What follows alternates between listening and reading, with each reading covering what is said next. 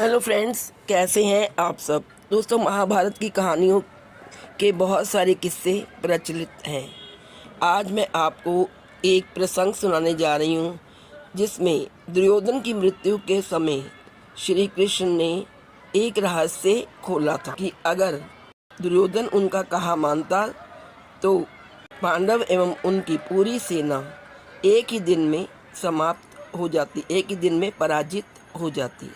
श्री कृष्ण जी ने कहा कि यदि ये 4 गलतियां नहीं करता तो आज पांडवों की हार होती और कौरवों की विजय होती। वह कभी भी पराजित नहीं होते। आइए जानते हैं कौन सी 4 गलतियां थी जिसके कारण दुर्योधन अपने पक्ष को यानी कौरवों को जिता नहीं पाया और उसको हार का मुंह देखना पड़ा। महाभारत की युद्ध समाप्ति के बाद जब कुरुक्षेत्र के मैदान में दुर्योधन मरण अवस्था में अपनी अंतिम सांसें ले रहा था, तब भगवान श्री कृष्ण उससे मिलने आए। हालांकि भगवान श्री कृष्ण को देख दुर्योधन क्रोधित नहीं हुआ, परंतु उसने श्री कृष्ण को ताने जरूर मारे। श्री कृष्ण ने दुर्योधन से उस समय कुछ न कहा, परंतु जब वह शांत हुआ तब श्री कृष्ण ने दुर्योधन को उसके युद्ध में की गई उन गलतियों के बारे में बताया जो वह ना करता तो आज महाभारत का युद्ध वह जीता होता।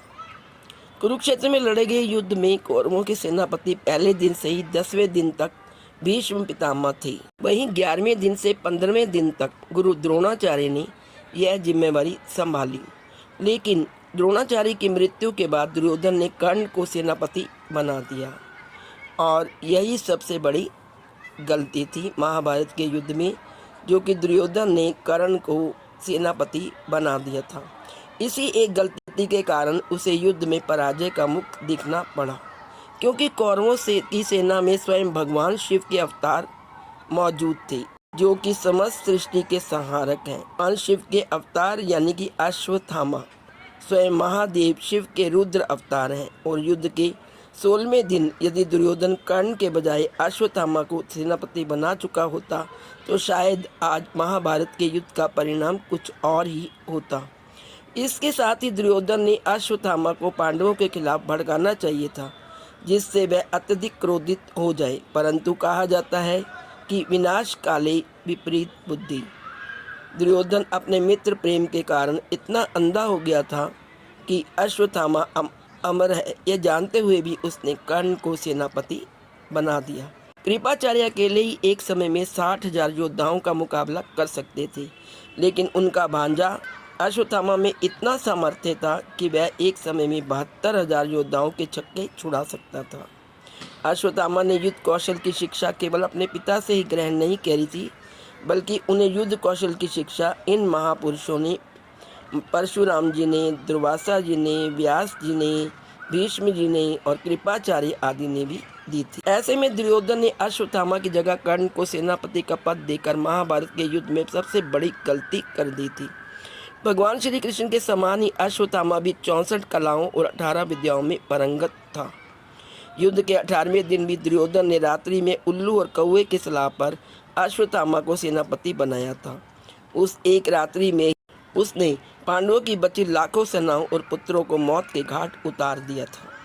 अतः अगर दुर्योधन ऐसा पहले करता तो वह खुद भी ना मरता और पांडवों पर जीत भी हासिल कर लेता। दुर्योधन की दूसरी गलती थी श्री कृष्ण के स्थान पर नारायणी सेना का चयन। जब श्री कृष्ण ने दुर्योधन और अर्जुन को चुनने का अवसर दिया, एक तरफ नारायणी सेना थी और दूसरी तरफ श्री कृष्ण थे, तो दुर्योधन ने श्री कृष्ण को ना चुनकर उनकी नारायणी सेना को चुना। यह निर्णय उसकी दूसरी गलती थी, क्योंकि श्री कृष्ण की रणनीतिक क्षमता और मार्गदर्शन पांडवों के लिए निर्णायक सिद्ध हुए और वो महाभारत का युद्ध जीत गए। तीसरी गलती थी माता गांधारी के निर्देशों का पालन न करना। युद्ध से पहले माता गांधारी ने दुर्योधन से नग्न अवस्था में उसके सामने आने को कहा, ताकि उनकी दृष्टि के प्रभाव से उसका शरीर वज्र के समान कठोर हो जाए। लेकिन श्री कृष्ण के सुझाव पर दुर्योधन ने अपनी जांघों को कपड़े से ढक लिया, जिससे वह उस क्षेत्र में कमजोर रह गया। यही कारण बना कि भीम ने उसकी जांघों पर प्रहार करके उसे पराजित किया। चौथी गलती थी युद्ध में अंतिम समय में प्रवेश करना। दुर्योधन ने स्वयं युद्ध में सबसे अंत में प्रवेश किया, जबकि उसे सबसे पहले युद्ध लड़ना चाहिए था। यदि वह प्रारंभ में ही युद्ध में शामिल होता तो संभवतः वह अपनी सेना की बेहतर रणनीति बना सकता था और अपने योद्धाओं का मनोबल बढ़ा सकता था, लेकिन उसने ऐसा नहीं किया, तो ये गलती भी उसकी पराजय का कारण बनी।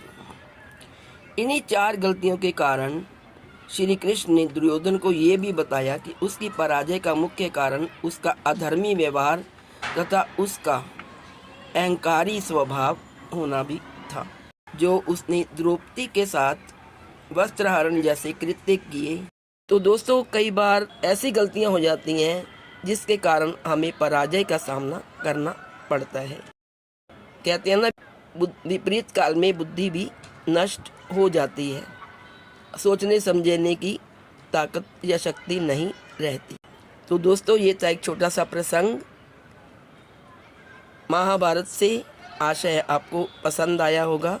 यदि अच्छा लगे प्रसंग तो प्लीज़ लाइक करिए और फ्रेंड्स में शेयर करिए, तथा यदि आप चैनल पर नए हैं तो अजब गजब संसार चैनल को सब्सक्राइब करके बेल का आइकन भी प्रेस कर दें, ताकि मेरी नई अपलोड वीडियो की नोटिफिकेशन सबसे पहले आपको मिल सके।